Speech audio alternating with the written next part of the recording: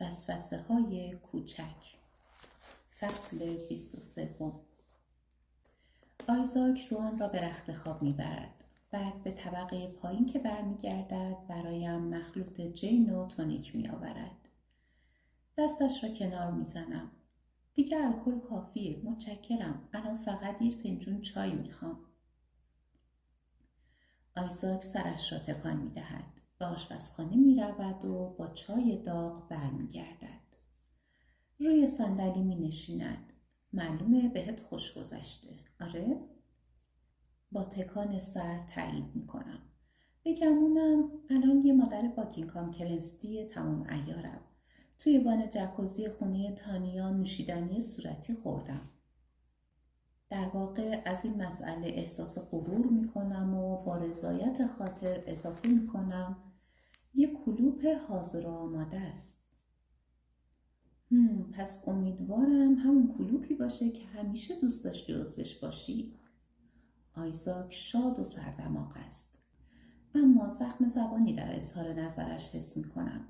انگار در لفافه روابط دوستانه جدیدم را به سخره میگیرد.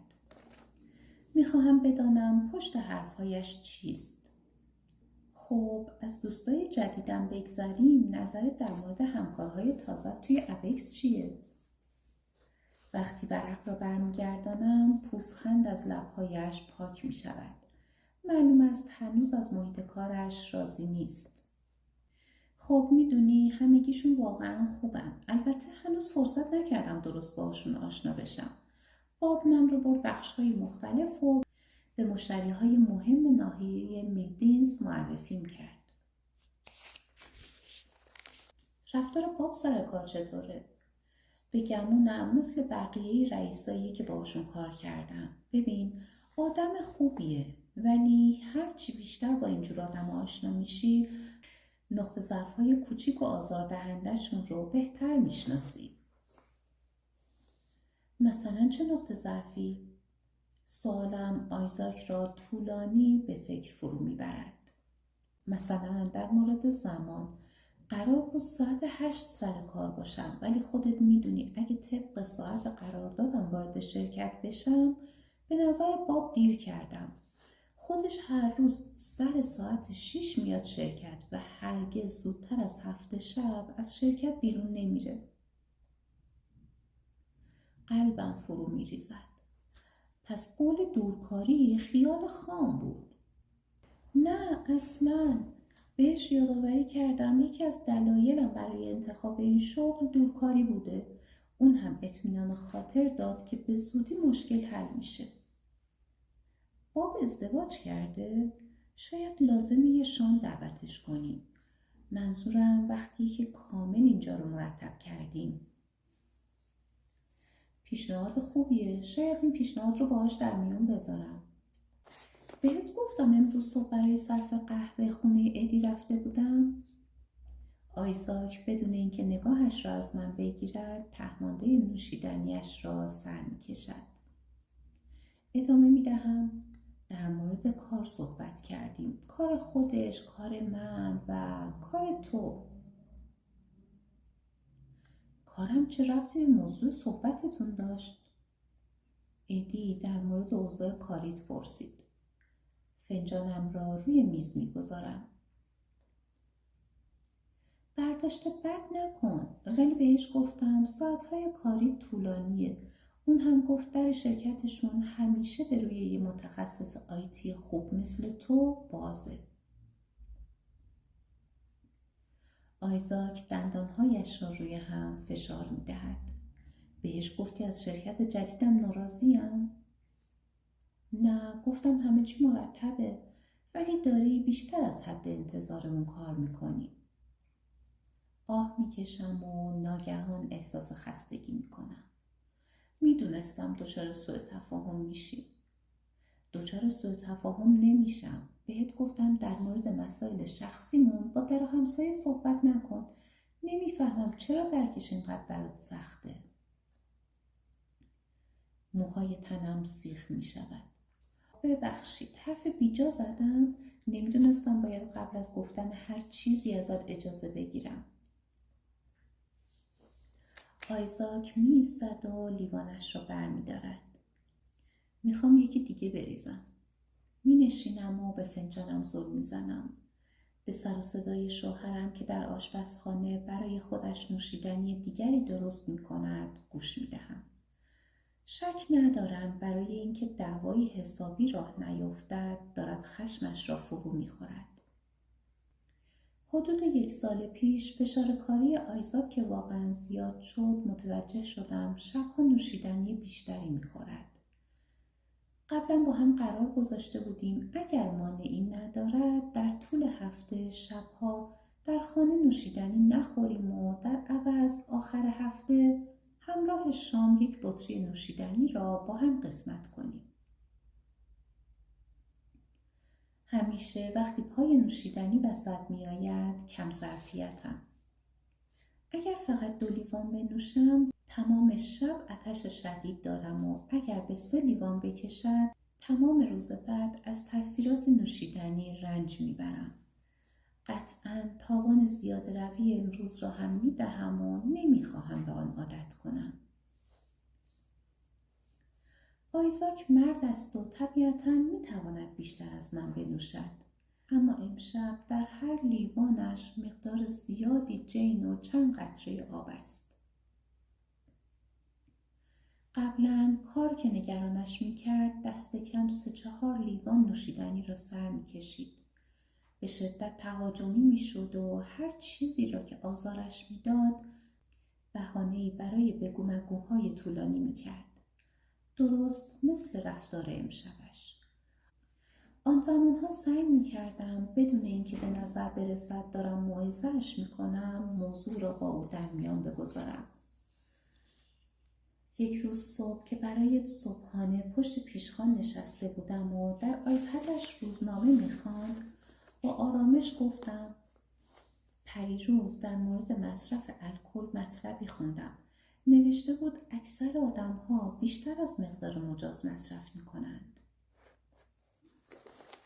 آیزاک زیر لب گفت درسته. بعدش فکر کردم مصرف الکلمون رو حساب کنیم که ببینیم در محدوده مجازیم یا نه. آیزاک بهم نگاهی انداخت و بعد انگار حرف نسنجیده‌ای زده باشم گفت چند تا لیوان بیشتر به کسی آسیب نمیزنه. به هر حال خیلی بیشتر از تو الکل مصرف میکنم. و دوباره چشمهایش را به صفحه آیپدش دوخت. خودت میدونی کارشناسا این هفته یه حرفی میزنن و هفته دیگه یه حرف دیگه. موافقم، فقط گاهی نگرانت میشم از اینکه نکنه زیاده روی کنی. انتظار داشتم نگرانیم را مسخره کند.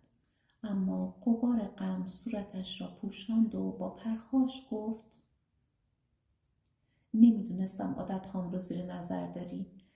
اما برای نوشیدن کمی الکل توی خونه خودم اون هم بعد از یه روز کاری سخت ازت عذرخواهی نمی‌کنم. بعد از آن بحث دیگر در این مورد با هم صحبت نکردیم. اما متوجه شدم که از آن به بعد مقدار مصرف الکلش را متعادل کرد. حالا واقعا امیدوارم دوباره در مصرف الکل زیاده روی نکند. با قدم‌های بلند از آشپزخانه بیرون می آید و می بینم لیوانش را هم پر کرده است.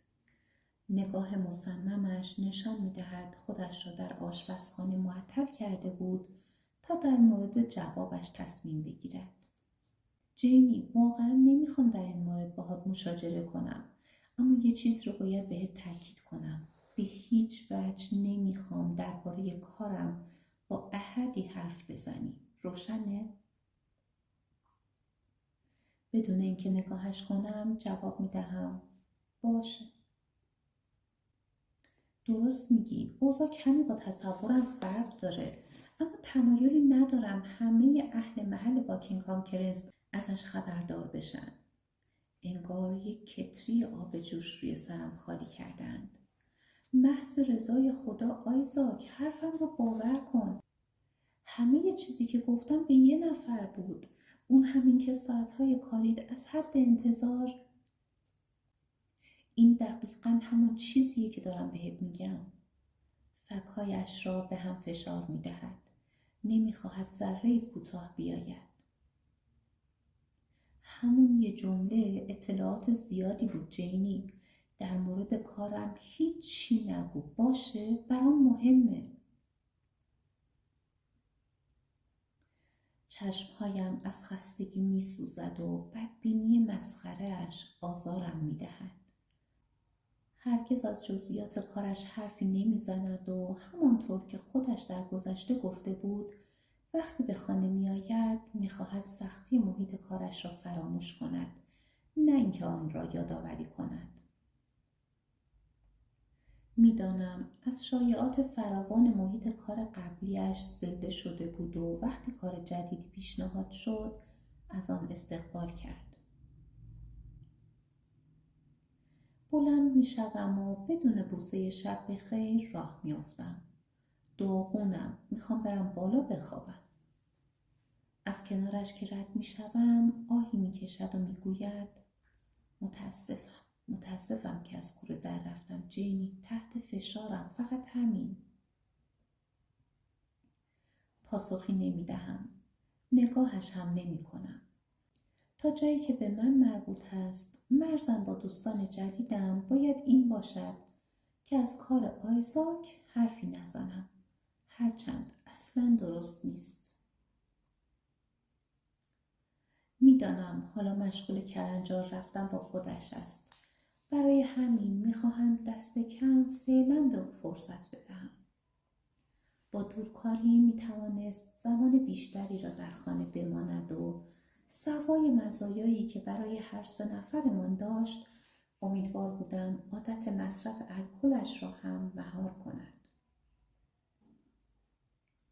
شاید زمانش رسیده که اعتراف کنم هیچ کدام از امیدهایم تا کنون به حقیقت نپیوسته است.